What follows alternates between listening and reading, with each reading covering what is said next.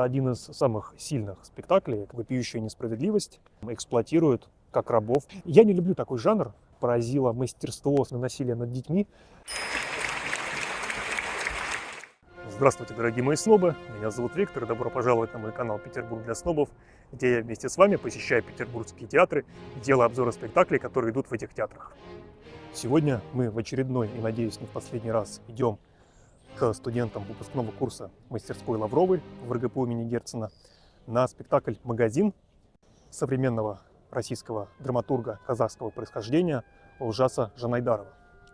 Я не читал эту пьесу, и когда месяц назад была премьера, я, прочитав анонс, подумал, что это комедия, но после спектакля, прочитав отзывы некоторых зрителей, я понял, что это не просто не комедия, это драма, причем драма жесткая. Возможно, там будет какая-то чернуха, может быть, насилие или вопиющая несправедливость. Не знаю. С творчеством Жанайдарова я не знаком, я не читал, не смотрел его пьес в постановках. Но я думаю, мы сейчас пройдем в мастерскую и посмотрим, что же, собственно, из себя представляет эта пьеса. К тому же мой оператор, специалист по писателям казахского происхождения, поэтому я думаю, что мы сможем вам дать всестороннюю оценку и объяснение того, что происходило на сцене.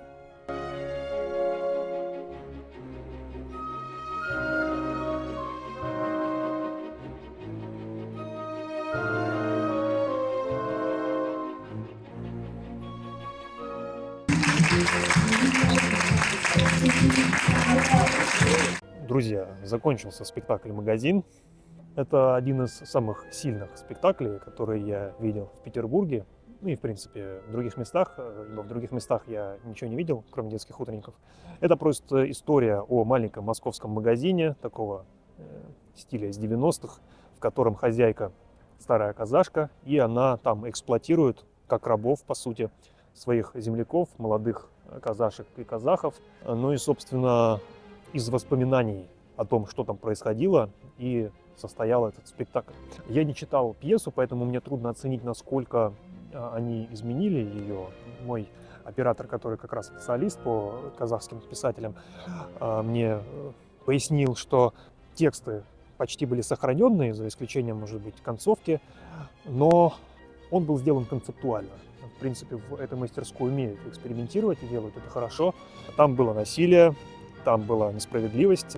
Я не люблю такой жанр, я не любитель чернухи, такой грязи, но актеры играли хорошо. Актеры играли так, что ты ловишь их настроение, ты проникаешься, ты сочувствуешь. Причем меня очень поразило мастерство, с которым они осуществляют переход от радости к горю и наоборот. То есть очень быстро меняют вот это настроение. Это, конечно, вызывает уважение именно к ним как к артистам. Мне больше всего понравилась главная героиня, молодая казашка.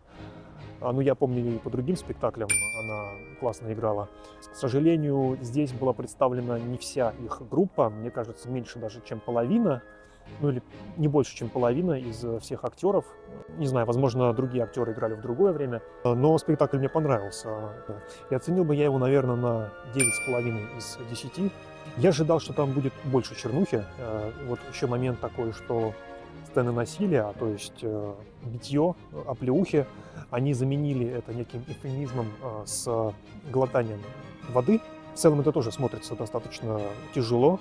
Ты понимаешь, да, что они испытывают на себе насилие, но если бы все-таки были бы реальные оплеухи, ну то есть не реальные, не действительно, чтобы их били, а сценические оплеухи, то, возможно, это смотрелось бы еще более сильно. Но я предполагаю, что оплеухи убрали, чтобы избежать травматизма, потому что там надо было очень много бы бить по лицу. Возможно, с этим связано, что они сгладили вот это вот водичкой и какими-то другими вещами. Но вот главная актриса, которая мне больше всего понравилась, молодая казашка Катя. Катя — это имя, которое ей дали здесь. Я бы оценил ее актерскую игру, наверное, на 100 из 100. Вот так вот. Я уже говорил, что я помню по другим спектаклям. Я говорил, да? Второй раз на этот спектакль и вообще на спектакле Жанайдарова, если у него остальные произведения такие же. Ну, к этим ребятам я бы пошел, потому что они играют классно. А в какие-то другие театры я бы, наверное, воздержался, если бы была возможность пойти на какие-то другие постановки. Но если вы любите чернуху, если вы любите такой жанр, насилие, грязь, современное рабство или, может быть, несовременное, но не хотите читать всякие бульварные романы, детективы, стилизованные под милицейские протоколы, исповеди, то я вам очень рекомендую почитать большой роман Всеволода Крестовского «Петербургские трущобы».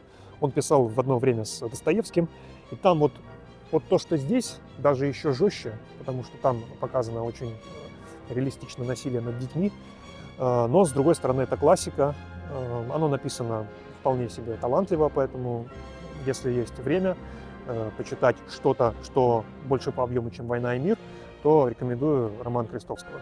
Еще несколько раз этот спектакль будет показываться. Если у вас будет возможность зарегистрироваться и сходить, то вам рекомендую посмотреть, ибо актерскую игру этой труппы через некоторое время уже, наверное, посмотреть будет нельзя именно в качестве одного коллектива, поскольку ребята уже заканчивают обучение. Поэтому регистрируйтесь и смотрите, наслаждайтесь классной актерской игрой, эмоциональными переходами. Ну и, может быть, вы даже испытаете некоторый катарсис от увиденного. Итак, если вам видео понравилось, то поставьте лайк, напишите комментарий. На этом я с вами не прощаюсь. Я говорю до скорых встреч и до новых спектаклей. Что, еще надо что-нибудь добавить? Надо про погоду сказать, что ли? Погода хорошая. На небе светит солнце, поют птички, и вообще на улице тишь, гладь да Божья благодать. Пропрощаться надо, наверное, да?